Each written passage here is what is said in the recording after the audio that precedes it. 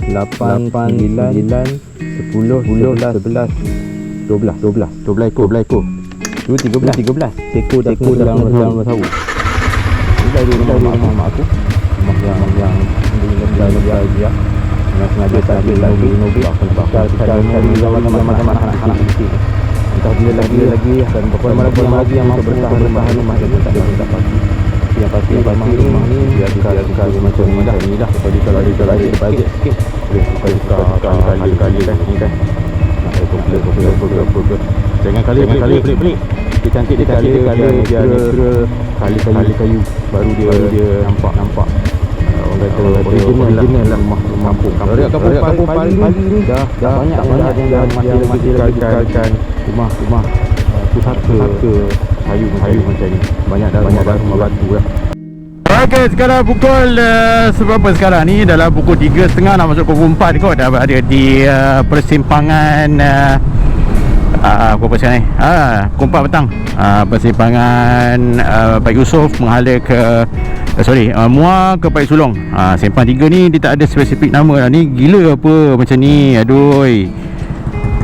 Apa jadah lah macam ni. Keluar cepat. Aduh.